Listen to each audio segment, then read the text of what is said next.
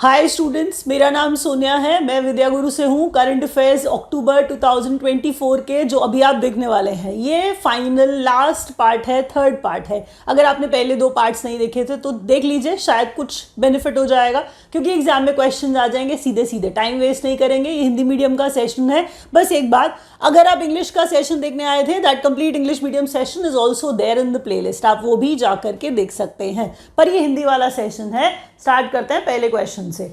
उम्मीद तो मैं करूंगी आपको अच्छे से अच्छा समझाने की, बट फिर वही बात, करंट अफेयर्स में पॉइंट वाइज अप्रोच से क्वेश्चन अगर याद हो जाए और सीधे एग्जाम में आ जाए तो फायदा होगा ना।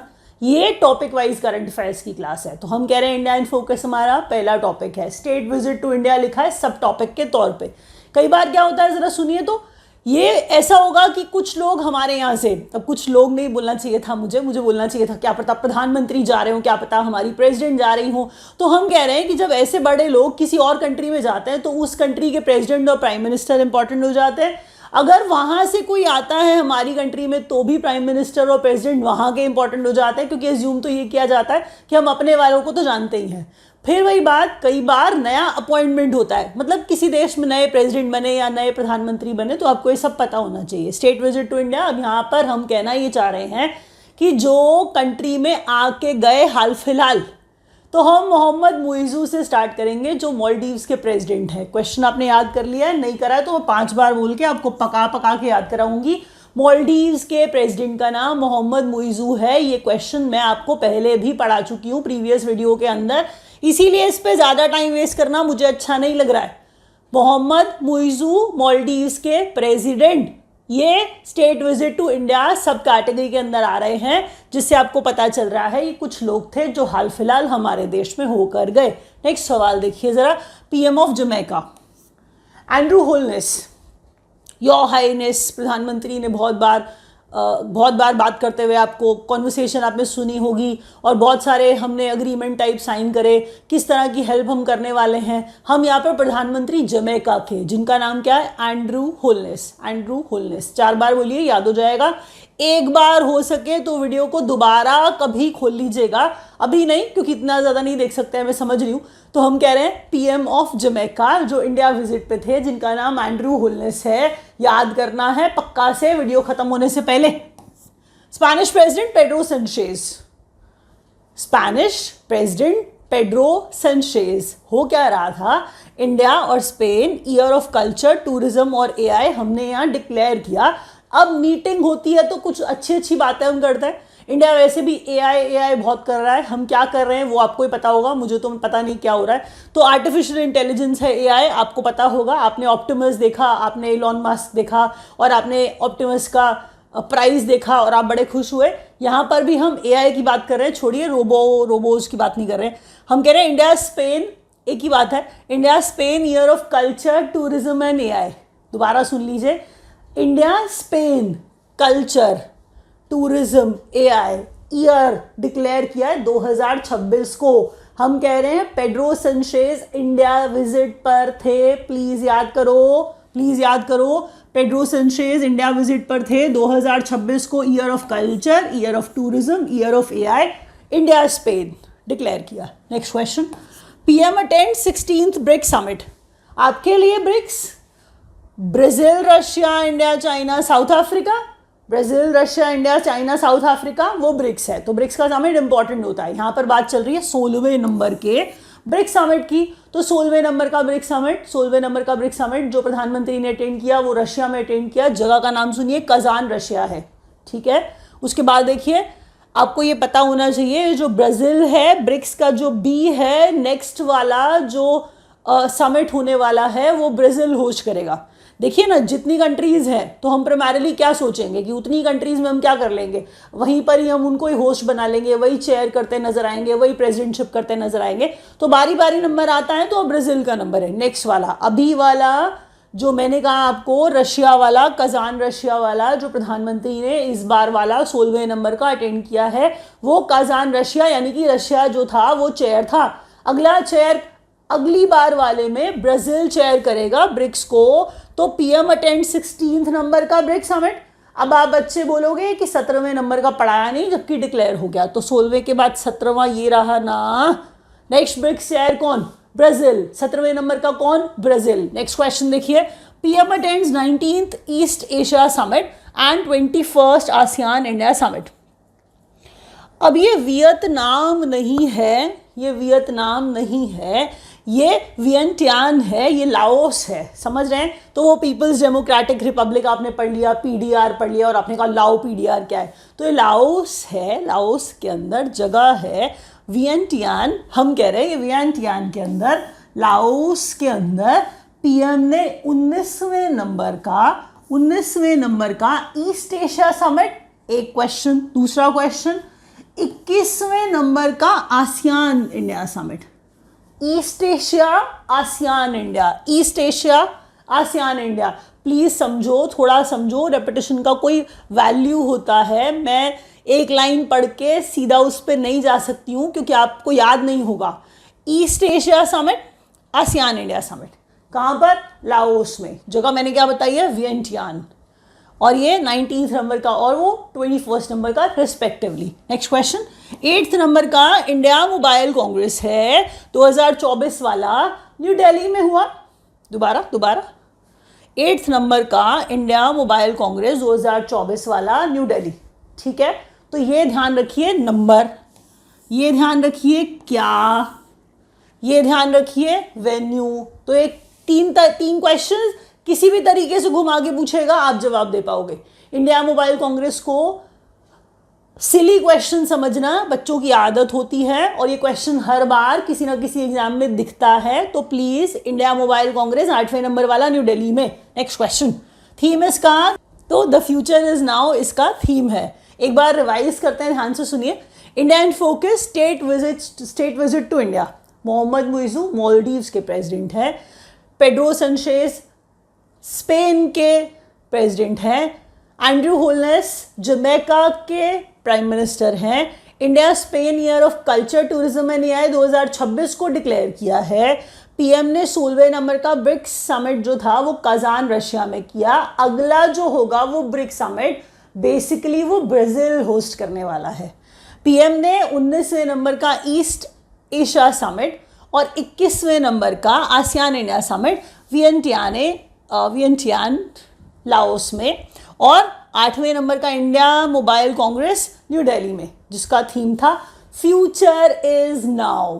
नेक्स्ट क्वेश्चन पे चलने से पहले अब आप समझ गए, मैं टाइम वेस्ट नहीं करती हूँ, सिर्फ इंपॉर्टेंट क्वेश्चन कराती हूँ। अगर आपने लाइक का बटन नहीं दबाया है तो मैं आपसे उम्मीद कर रही हूँ कि आप लाइक का बटन दबा चुके हो, दबा दोगे।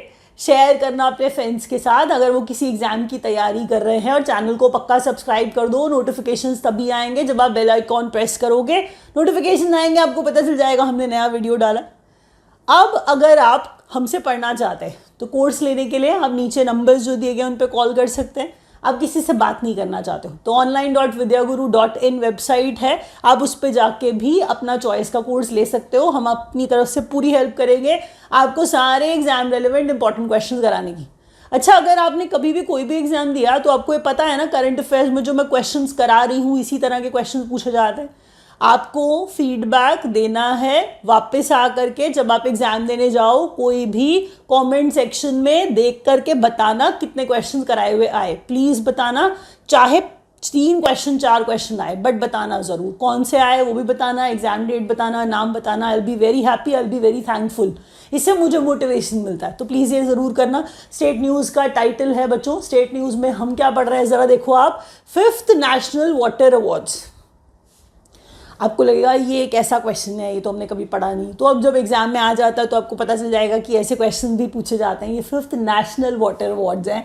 तो नेशनल वाटर अवार्ड्स के अंदर best state Orissa, 2nd UP, 3rd Gujarat को तो देना ही होता है, तो पुडुचेरी और गुजरात को भी कुछ ना कुछ गुजरात को देंगे, तो इसलिए पुडुचेरी और गुजरात को मिला के दे दिया नेशनल। 5th नंबर का national water awards, 5th number का नेशनल वाटर अवार्ड्स। पहला उड़ीसा, दूसरा यूपी, तीसरा पुडुचेरी एंड गुजरात मिला के। ये क्या है? ये स्टेट्स हैं।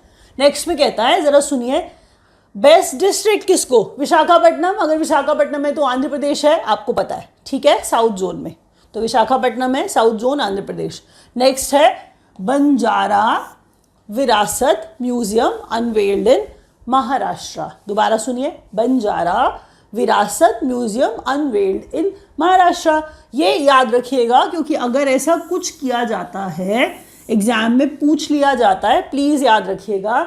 एक क्वेश्चन है, अगर आप नीचे देखो, हमने ना इसका कुछ मोटिवेशन लिया है, हमने इसके लिए कुछ इंस्पिरेशन लिया है। आप कहोगे कैसी बात कर रही है? एक्चुअल में देखो आप, साउथ कोरिया के अंदर एक नदी है, मतलब नदी Han रिवर है कोरिया के अंदर, साउथ कोरिया के अंदर Han रिवर एक प्रोजेक्ट है। हमने ना उसको मॉडल बनाया, हमने उसको दिमाग में रखा कि जैसे जिस तरह से उसको रिवाइव किया गया उसी तरह से हम भी क्या करेंगे, तेलंगाना की मूसी रिवर का रेस्टोरेशन करेंगे, इसको रिवाइव करेंगे, इसको उसी तरह से बिल्कुल जीवंत बना देंगे। समझे आप मैं क्या कह रही हूँ? नदियाँ सूख जाती हैं, बहुत सारी प्रॉब्लम्स आती हैं, पानी नहीं आता है, ख़राब हो जाता है, कुछ भी करते हैं हम लोग, तो नदियों को रिवाइव करना, रेस्टोर करना ज़रूरी होता है ना। तो नदी का रेस्टोरेशन हो रहा है यहाँ पर, तेलंगाना नदी का रेस्टोरेशन हो रहा है बच्चों। नदी कौन सी? मूसी रिवर तेलंगाना वाली। किसके तर्ज पे? जैसे साउथ कोरिया की Han रिवर, जैसे साउथ कोरिया की Han रिवर प्रोजेक्ट है, रेस्टोरेशन प्रोजेक्ट है, जैसे उन्होंने रिवाइव किया, रेस्टोर किया, हम भी वैसे कर लेंगे। ज़रा सुन लीजिए, तो कंपैरिजन किया जा रहा है, उसे मॉडल बना करके, प्लीज़ ध्यान रखिए। Telangana Musi river, south Korea की Han रिवर। अच्छा, India second butterfly diversity hub बच्चों काजीरंगा नेशनल पार्क है। काजीरंगा नेशनल पार्क असम में है। इतना फेमस, इतना खूबसूरत काजीरंगा नेशनल पार्क। दूसरे नंबर पे नामदाफा अरुणाचल प्रदेश में, एक और सुपर खूबसूरत पार्क। तो हम कह रहे हैं भी नेशनल पार्क है। इंडिया का सेकेंड बटरफ्लाई, एक्चुअल में यहाँ पे बटरफ्लाई वाली, ये समझिए ना, बात चल रही है, तो बटरफ्लाई कोई और मतलब मत समझिए, यहाँ पर हम बटरफ्लाई की ही बात कर रहे हैं, तितलियों की बात कर रहे हैं। तो India second butterfly diversity hub, multiple types of butterfly, तो diversity hub Kaziranga national park है, असम में है। कभी एग्जाम में क्वेश्चन आए कि काजीरंगा कहाँ है, तो आपको लगा ये तो ज्योग्राफी का क्वेश्चन आ गया, लेकिन वो तो करंट अफेयर्स का होगा। क्यों? क्योंकि अभी काजीरंगा की हाल फिलहाल बात चल रही होगी। काजीरंगा असम में है, काजीरंगा नेशनल पार्क है। मैंने कहा सेकंड नंबर का बटरफ्लाई डाइवर्सिटी हब इसे ही बनाया गया है।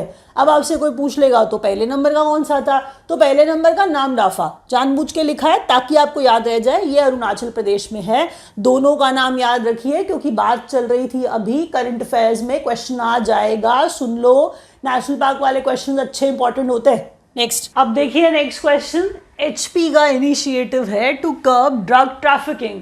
एक्चुअल में HP ये ह्यूलेट पैकर्ड नहीं है, ये वो HP कंपनी वाला नहीं है, ये HP हिमाचल प्रदेश है। तो हम कह रहे हैं हिमाचल प्रदेश का इनिशिएटिव है एक संकल्प। तो आपसे एग्जाम में अगर पूछा जाएगा कि संकल्प क्या है, तो संकल्प हिमाचल प्रदेश का एक इनिशिएटिव है जिसमें वो ड्रग ट्रैफिकिंग को कंट्रोल करना चाह रहे हैं। तो अब जिन बच्चों को ड्रग ट्रैफिकिंग का मतलब नहीं पता, तो उनकी नॉलेज के लिए एक बेसिक सी बात ये है कि खेती करते हैं, कल्टीवेशन करते हैं, प्रोडक्शन करते हैं, प्रोड्यूस बनाते हैं मतलब ड्रग्स को, और कहीं से ला रहे हैं, डिस्ट्रीब्यूट कर रहे हैं, तो ये सारा का सारा इलीगल काम है। तो ये सारा का सारा ड्रग ट्रैफिकिंग होता है। ड्रग ट्रैफिकिंग या नार्को ट्रैफिकिंग एक ही बात की जा रही है। तो संकल्प उससे रिलेटेड है और HP का इनिशिएटिव है जिसमें ये रोकना चाह रहे हैं ड्रग ट्रैफिकिंग को। स्टेट न्यूज़ में पहला क्वेश्चन था, 5वें नंबर का नेशनल वाटर अवार्ड दिया गया जिसमें उड़ीसा स्टेट के अंदर उड़ीसा सबसे ऊपर रहा, यूपी सेकेंड नंबर पे, तीसरे पे पुडुचेरी और गुजरात। अगर हम डिस्ट्रिक्ट की बात करें तो डिस्ट्रिक्ट में कह रहा था विशाखापट्टनम साउथ जोन का आंध्र प्रदेश वाला। फिर हमने कहा बंजारा विरासत म्यूजियम है, महाराष्ट्र में एक नया बनाया गया है, अनवेल किया गया है। तो साउथ कोरिया की Han रिवर प्रोजेक्ट को मॉडल बना करके हम मूसी रिवर तेलंगाना वाली को रिस्टोर करेंगे, रिवाइव करेंगे। इंडिया का सेकेंड बटरफ्लाई डाइवर्सिटी हब है काजीरंगा। पहला कौन सा था? नामदाफा अरुणाचल प्रदेश में है और काजीरंगा असम में। HP का इनिशिएटिव ड्रग ट्रैफिकिंग रोकने के लिए संकल्प। Next question, Nobel prize. अभी आप बहुत सारे बच्चे पढ़ चुके होंगे, नाम किसी को भी याद नहीं होगा, मुझे पक्का बताए। तो एक बार जरा स्टार्ट करते हैं दोबारा से। आपने एक काम करना है, रिक्स बैंड भी कुछ है क्या इकोनॉमिक्स वाला नोबेल प्राइज भी है क्या? तो मैं ये जानना चाह रही हूँ कि आप कितना पढ़ चुके हो, तो मुझे ज़रा नाम लिख के बताइए और उनकी रिसर्च का नाम बताइए ज़रा। मैंने यहाँ पर सिर्फ 5 नाम जोड़े, तो छठा इकोनॉमिक्स वाला आप कमेंट सेक्शन में कमेंट करके बताएंगे कौन है। क्या इकोनॉमिक्स में कुछ था, क्या रिक्स बैंड कुछ है, वो डिटेल आप बताओगे, आप कमेंट करोगे और आप लिख के बताओगे। नोबेल प्राइज अल्फ्रेड नोबेल के नाम पर नोबेल प्राइज, नोबेल अलग वर्ड होता है, ये नोबेल है, that's how we pronounce it, generally ऐसे बोला जाता है। तो नोबेल प्राइज अल्फ्रेड नोबेल के नाम पे नोबेल प्राइज। पहला जरा देखिए, हम बात कर रहे हैं फिजिक्स में। जरा सुनिए कि जॉन हॉपफील्ड है और जॉफ्री हिंटन है, ठीक है, जॉन हॉपफील्ड है और जॉफ्री हिंटन है। इन्होंने foundational discoveries and inventions that enable ML with artificial neural networks. जरा एक बात ये सुनिए कि अगर हम बात करें किसी भी ऐसी डिस्कवरी की, तो डिस्कवरी और इन्वेंशन वर्ड्स इंपॉर्टेंट मेरे हिसाब से नहीं है, क्योंकि आप इतना लंबा याद करने लगोगे तो बीइंग अ स्टूडेंट आपके लिए मुश्किल होगा। 2-3 इंपॉर्टेंट वर्ड्स याद कर लीजिए। आर्टिफिशियल न्यूरल नेटवर्क्स में इन्वेंशन है, डिस्कवरी है, इससे शायद याद रह जाएगा, इसलिए बोल रही हूँ पूरी कहानी याद करने से थोड़ी सी दिक्कत हो जाएगी, क्योंकि डिस्कवरी इन्वेंशन जनरली होता है तभी इनको कुछ बढ़िया ऐसा बड़ा सा मिलता है। तो नोबेल प्राइज में जॉफ्री हिंटन है, मैंने कहा दोबारा बोल रही हूँ, और जॉन हॉपफील्ड है। ये क्या कैटेगरी चल रही है, ये फिजिक्स चल रहा है, ठीक है, सुन रहे हैं आप, फिजिक्स चल रहा है, फिजियोलॉजी नहीं चल रहा है। अगर फिजियोलॉजी चलता तो फिर हम मेडिसिन पे पहुंच जाते। तो फिजियोलॉजी और मेडिसिन सेम बात चल रही है, जी हाँ, याद रखिए। तो फिजियोलॉजी और मेडिसिन में विक्टर एम्ब्रोस और गैरी रफकन को माइक्रो एनए डिस्कवरी और हमने कहा आरएनए डिस्कवरी और its role in gene regulation. देखिए यहाँ पर ना थोड़ा सा आपको पूरा याद करने की जरूरत है, लेकिन आरएनए डिस्कवरी और साथ ही साथ जीन रेगुलेशन में इसका रोल याद करने से भी चल जाएगा, इतना छोटा भी चल जाएगा, क्योंकि नाम ही पहले भारी भरकम है ना, हमारे लिए अलग नाम है, इसलिए याद करना थोड़ा मुश्किल होता है। विक्टर एम्ब्रोस और गैरी रफकन। फिर मैंने कहा माइक्रो आरएनए डिस्कवरी और इसका रोल जीन रेगुलेशन में, इसके लिए इन्हें दिया गया फिजियोलॉजी में नोबेल प्राइज। फिर ऊपर चलते हैं केमिस्ट्री के ऊपर, डेविड बेकर, डेमिस हैसेबस और जॉन जंपर। प्रोटीन स्ट्रक्चर और डिज़ाइन, ये तो आसान है, ये पक्का आप याद कर लोगे। तो केमिस्ट्री में प्रोटीन स्ट्रक्चर एंड डिज़ाइन के ऊपर काम करने के लिए नोबेल प्राइज दिया गया केमिस्ट्री में डेविड बेकर को, डेमिस हैसेबस को और जॉन जंपर को, ठीक है। यहाँ पर जो मल्टीपल लोग हैं, देखिए होता ही है ना कि इतनी बड़ी चीज़ होती है कि अकेला कोई इंसान कर रहा हो तो खुद बहुत बड़ी बात लगने लगती है।